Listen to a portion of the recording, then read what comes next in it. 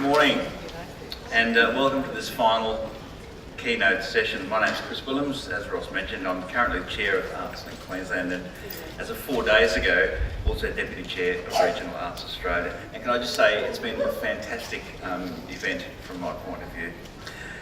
Firstly, I'd like to acknowledge the traditional custodians, ancestors and pay respects to the continuing cultural, spiritual and religious practices of the Wongutha people and other First Nations peoples associated with this land.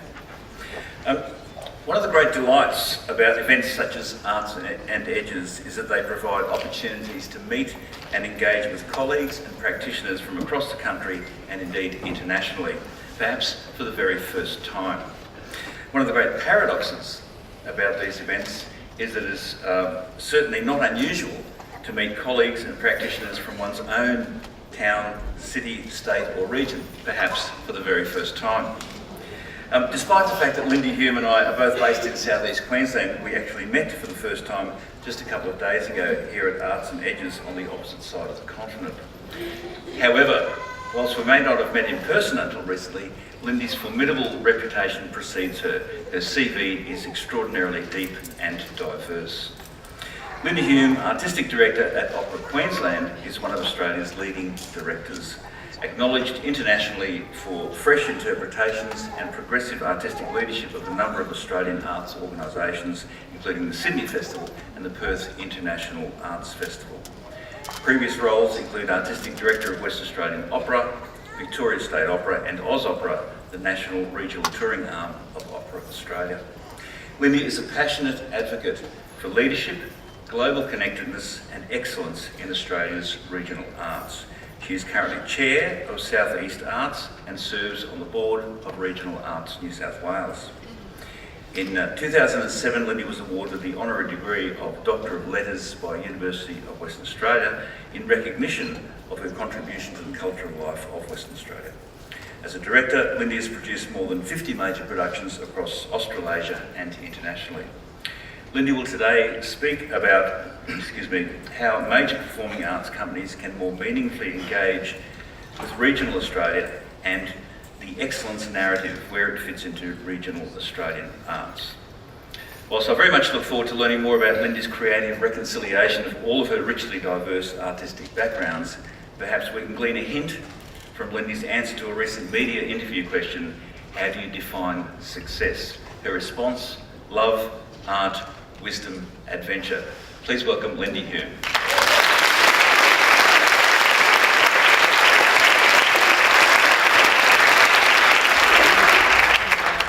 Good morning. Wow, I'm really nervous today. This is such an extraordinary meeting. I want to acknowledge, of course, that we meet today on the traditional lands of the Wongutha people, and to pay my respects to elders past and present, and just to say how fantastic it is to be back here in Western Australia. I haven't been back since I finished with Perth Festival and I missed it terribly. I want to congratulate Ben and the festival organisers for putting together such an extraordinary conference. It's been extraordinary. I have learned so much. Last night was amazing. I want to thank and congratulate all of the other keynote speakers for their wisdom, for their generosity. I thought Genevieve last night showed such an enormous heart, and I was so incredibly blessed to feel like I was part of a very big national discussion this weekend, so thank you. Look, I know there are many people in the region arts and community cultural development sector who are tribally suspicious of somebody like me who works in the major performing arts sector, let alone an opera company. And I know that we're all the fat cats and with our flash offices and our secure funding and our dozens of employees and sucking up all those millions of dollars of government funding. Centuries-old art forms that would be so much better deployed on thousands of smaller, cooler projects in your regions, but bear with me. I'm hoping to stimulate some discussion today about how Australia's major performing arts companies, and I'll just call them the MPA companies, in this conversation how Australia's major performing arts companies can engage more meaningfully with regional Australia and vice versa. I am, as Chris said, probably one of the few leaders of a major performing arts company who actually lives in regional Australia. That's where I'm most at home, that's where my heart is. But I do love urban life too. I am drawn to the connectedness rather than the separateness of the different worlds that I inhabit. And my hope for the future of the arts in Australia is a more integrated arts ecosystem. I do spend quite a lot of time making and curating art in cities. In the last 2 years I've directed shows in Houston, in Leipzig, in Wellington, as well as Brisbane. But my home and my creative inspiration for the last 10 years has been 80 Acres of Heaven, just outside of Cobargo, population 400, near Bermagui on the beautiful south coast of New South Wales, the home of the traditional lands of the Yuin Nation, the nation of the Black Duck. And indeed, one of the things that drew me to the role of Artistic Director at Opera Queensland was the opportunity of getting to know the Queensland amazing regional landscape and developing some creative strategies to engage with those communities, and we'll come back to those.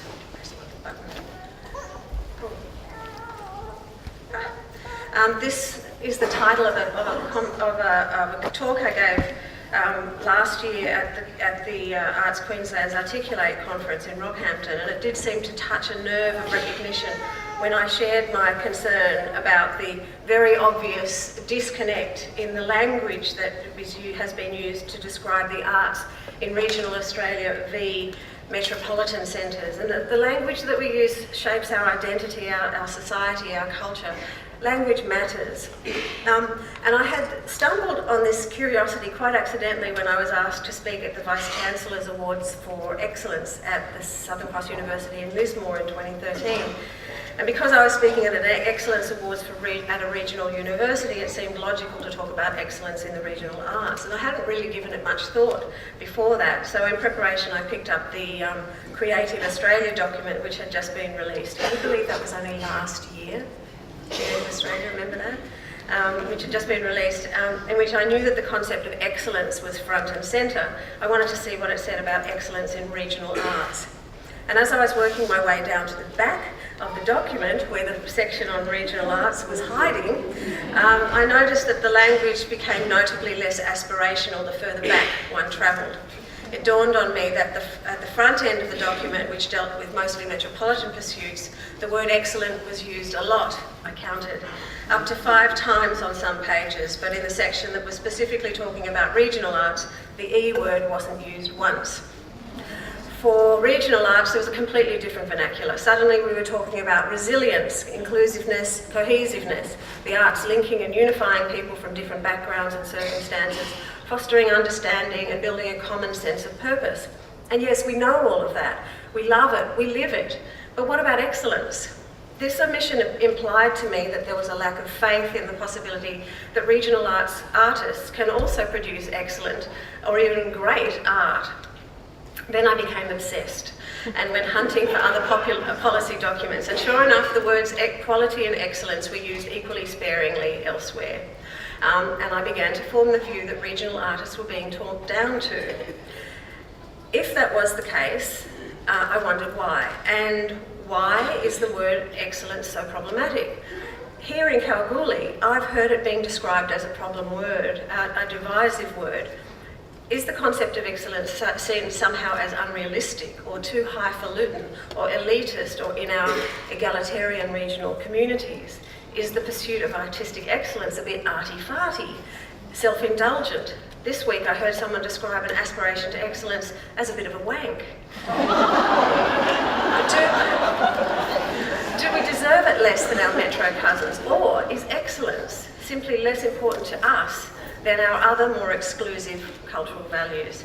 So anyway, that was my aim at the Articulate conference in Rockhampton a year ago, was to reclaim the word in the regional arts context and to challenge the benign, bland, say-nothing maternal policy language that's habitually used to describe cultural, intellectual and creative life in regional Australia and to sort of rally the sector to find ways of seizing the cultural narrative through language.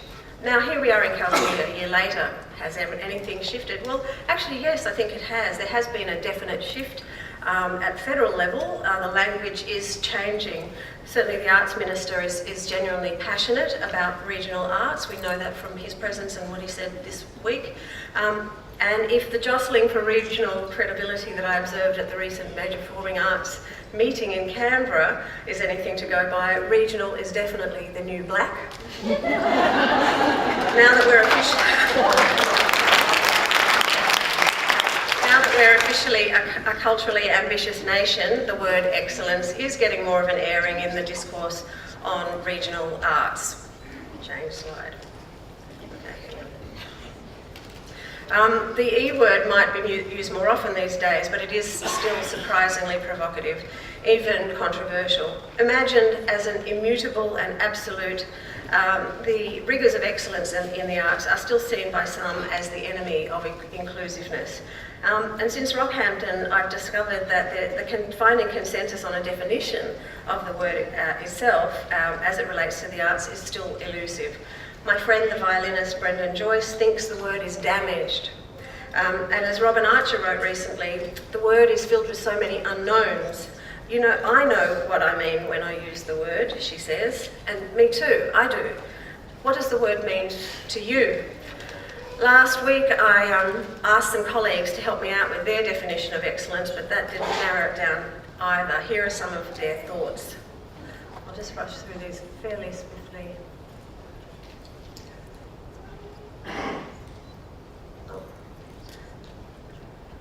The bottom of that quote's missing. It says components can be excellent when a work isn't.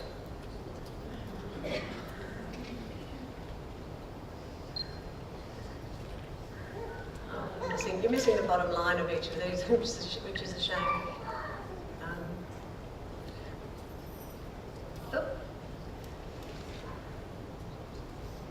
So as you can see, there's an incredible diversity of views.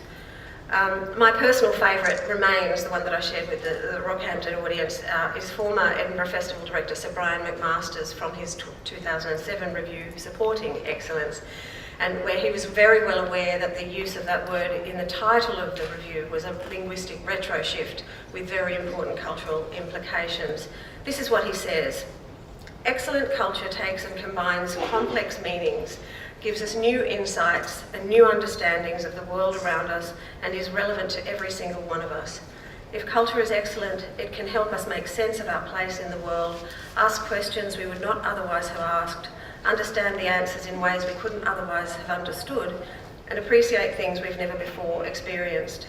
The greater its power to do these things, the more excellent the cultural experience. He says, the best definition of excellence I've heard is that excellence in culture occurs when an experience affects and changes an individual. We've all been to performances which have been good technically, but have stopped short of being excellent. We can train artists to a degree of technical ability so that their work is of high quality. Excellence is another quality altogether. Yes, excellence is hard. It's hard to get to, it's even harder to maintain. I think it's why it is still provocative in some constituencies where there is a feeling that concepts of excellence and community engagement are mutually exclusive. Indeed, excellence is, by nature, exclusive. Very few people will achieve it. Excellence isn't achieved without significant sacrifice. It demands full focus and discipline bordering on the obsessive, and until technical skills reach maturity, it can't be pursued casually. Close enough isn't good enough. Excellent might be found in rough work, but not lazy or unresolved or superficial work. I think excellence is also provocative because it is a value statement. It says, I want this work to be better than adequate, better than pretty good, and so much better than mediocre. It's an artist saying, I want to be the best I can possibly be, and I will not stop until I'm as close to that as I can be, and even then, I'll start, keep pushing. And no artist just wakes up suddenly excellent. To achieve true excellence, artists need the stimulation of ideas and concepts, the motivation of brutal feedback and tough editing. And again, to quote Robert Archer, it's the result of experiment and failure along the long and painstaking path to excellence. Excellence is hard whether you're in regional or metropolitan Australia. It's just as hard for major performing arts companies as it is for regional artists. But we've found, working alongside regional artists on 2 projects this year, that collaborative excellence, each partner pushing each other forward, can be a great adventure and produce unexpected, beautiful results. And we're going for video now. Yes? Can we just play the first video here? Yeah.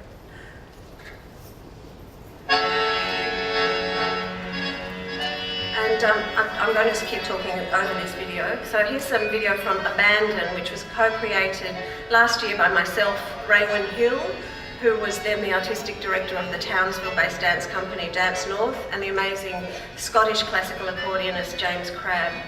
So we brought 5 dancers, 4 opera singers together to reimagine these beautiful Baroque arias by Handel with contemporary physical theatre. It was a regional adventure in the pursuit of collaborative excellence. All of us were way out of our comfort zones. The singers learned complex choreography. Dancers learned to count like musicians. That was very hard. And we, the creative team of 3 headstrong, control freak leaders, learned to listen and shut up when the others were working. And now Abandon, our little Townsville-born show, has been nominated for a 2013 Australian Dance Award in the Outstanding Achievement for a Company category, alongside Sydney Dance Company, the Australian Ballet and Chunky Move.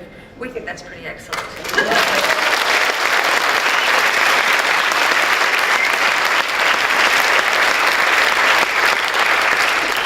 If we could just turn the sound up and let this play out a little bit more, you can hear what that amazing James Crabb does.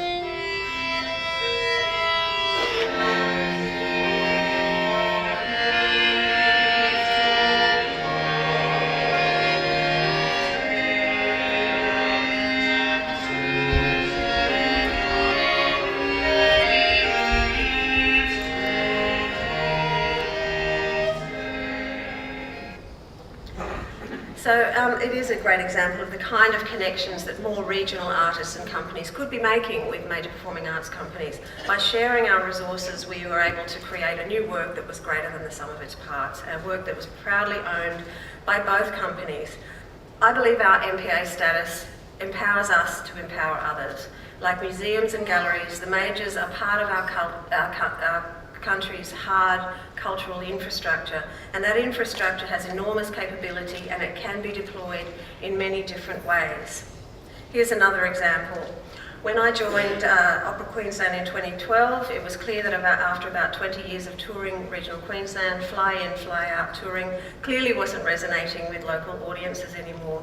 The attendances were frankly feeble. We had no relationships with communities. It was increasingly hard to justify the enormous expense of touring such long distances without huge truckloads of scenery and costumes and backstage technicians and singers and musicians. The feedback we were getting was clear. We needed to properly engage with the communities, which meant radically changing our approach to regional activity. So we developed Project Puccini. Instead of scaling down, we scaled up. We wanted regional audiences to experience red-blooded Italian opera in Italian with fabulous singers, orchestra, excellent production values, and a full chorus of 48, 36 adults and 12 kids. And these would be sourced from each local community, and we deliberately set the bar very high. We chose Puccini's La Bohème, one of the greatest operas of all time. Now, Act 2 of Bohème is short, but it's one of the most complex chorus scenes ever written. And lots of people thought we were crazy, and sometimes we thought we were crazy. But to create 8 choruses across the state, we needed to identify 384 participants who could train to the performance level expected in Act 2 of Bohème in a professional production by a Helpman Award-winning director under the baton of one of Australia's best-known conductors, alongside some of Australia's finest singers and musicians from QSO. 800 people auditioned across Queensland. We collaborated with a huge number of locals, and in addition to the participants' 12-week rehearsal program, we held workshops, we created an online learning centre, and everybody just worked their butts off, because excellence is hard. And sure enough, every chorus exceeded our expectations. They were in tune, in time, in Italian. They looked fabulous, and their enthusiasm just exploded off the stage, as you'll see in this next video.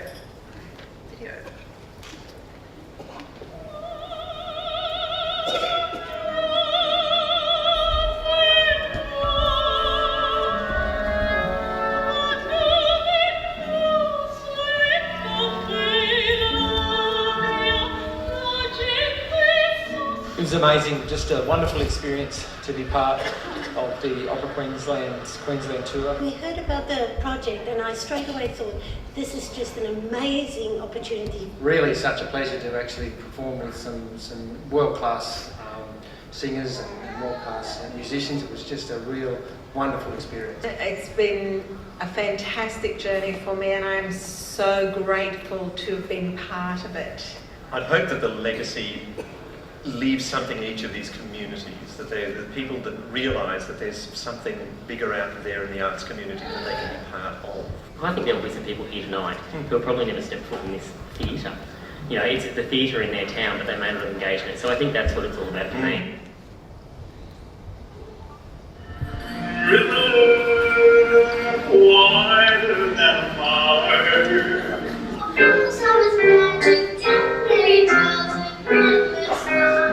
Auditioning, because I think it's a wonderful experience for something like this to come to a regional area.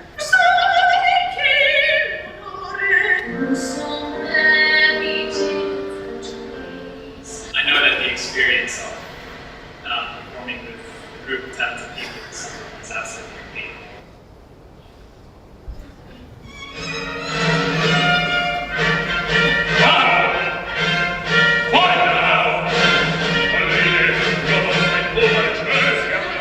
Rehearsing with the professionals, it's just been such a great experience. It's been unique actually. Everyone's ready, everyone's on, and everyone can't wait to get up there.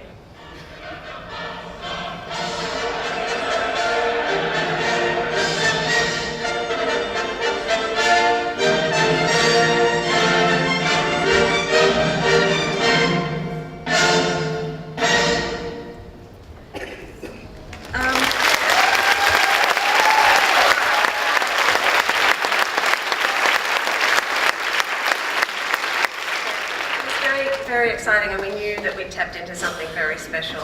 And the research that the AusCode's just released about art in daily life does back that up. You've probably read this documentation, but creative participation has risen amongst regional Australians from 39% in 2009 to 49% in 2013, 2% more than people living in the cities. That's 10% in 4 years, and if that rate continues, go regional Australia, we're looking at about a 60% participation rate by 2018. How amazing would that be? And the art form that saw the greatest increase in participation from 4% to 9% was singing. But the real response was from the communities themselves.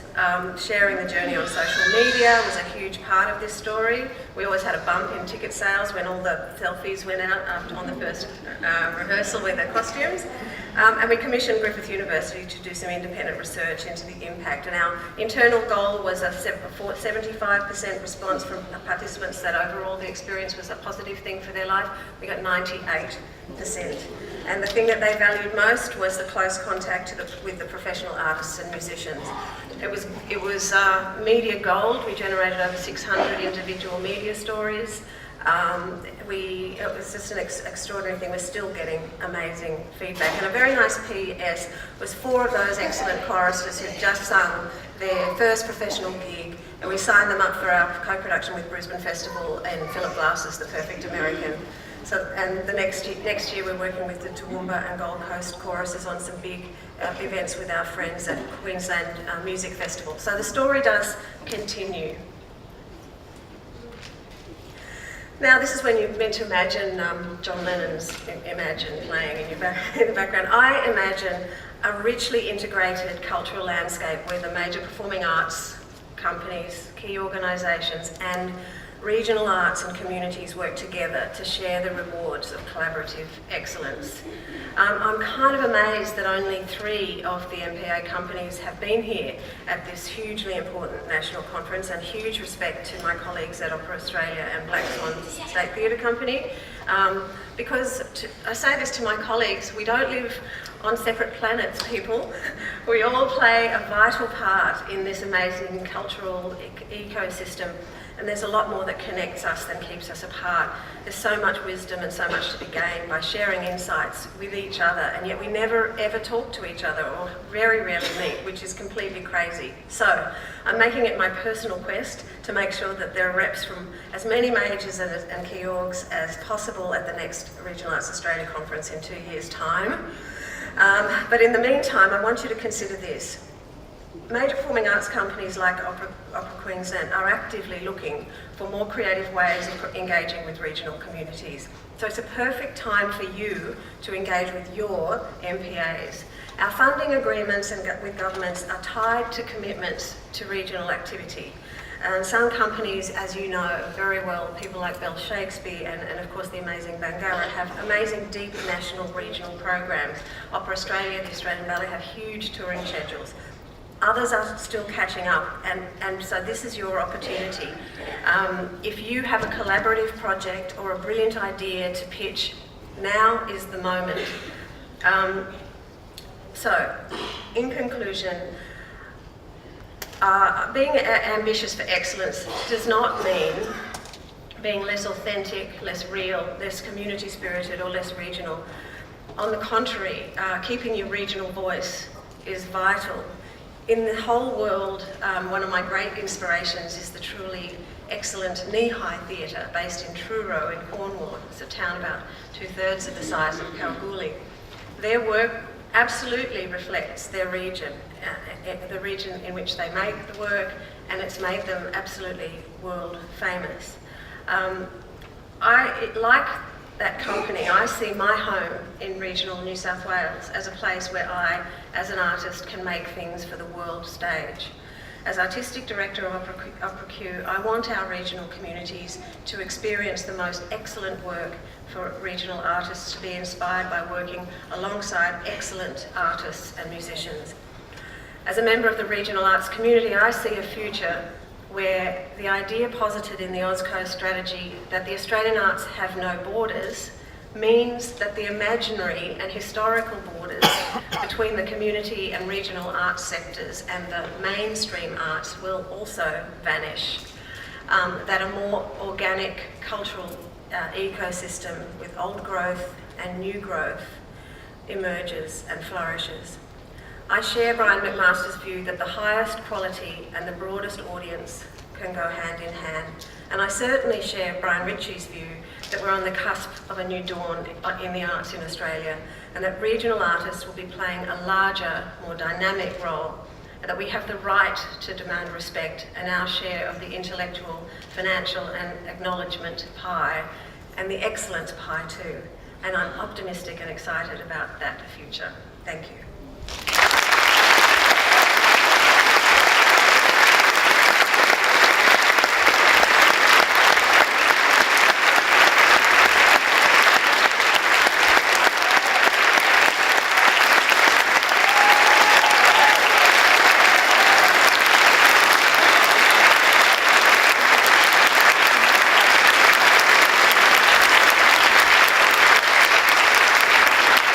At the risk of using the word excellence too much, can I just say that that was an excellent conversation from a truly excellent artist. Once again, please.